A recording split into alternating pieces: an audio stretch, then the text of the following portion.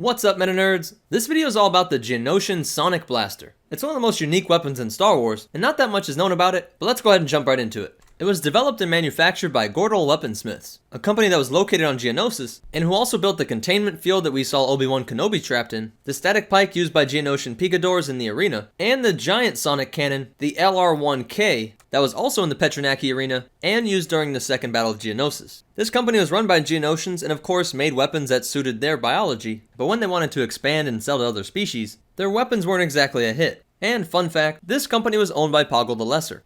But their most produced weapon was the Sonic Blaster. It was the standard issue weapon for their warrior class, and some basic stats on the weapon was that it had a maximum capacity of 30 shots, and an effective range of 15 meters, with a max range of 40 meters, and it had a total length of just over a meter, which is pretty big considering that most Geonosians are about 5.5 feet tall. The actual design of this blaster was said to be too awkward and difficult to handle for other species. The curve of the stock, if you will, and the placement of the trigger were all ergonomically designed to fit the anatomy of a Geonosian, but were just too weird for your average human.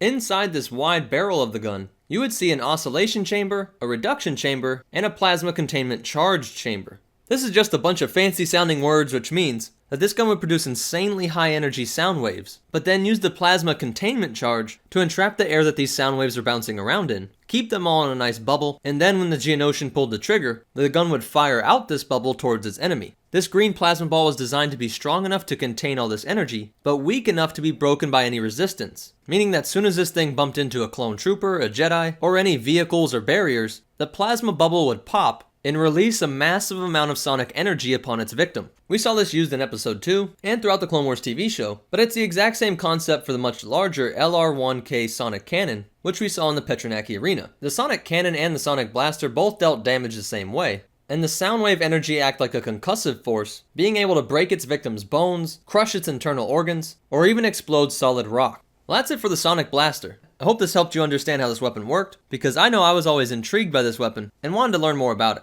And the only cool fact that we have for this thing is that long before the events of the Clone Wars, Geonosian scientists have been working on figuring out ways to convert sound waves into other forms of energy. Remember that Geonosians have to live underground to escape radiation, and so there was a huge incentive for Geonosian miners to figure out how to dig quicker. The first use of sound wave technology by Geonosians was when they made sonic hammers. The basic concept for these hammers was adapted to turn it into weaponry, and thus the Sonic Blaster was born. Well, that's it for the Geonosian Sonic Blaster.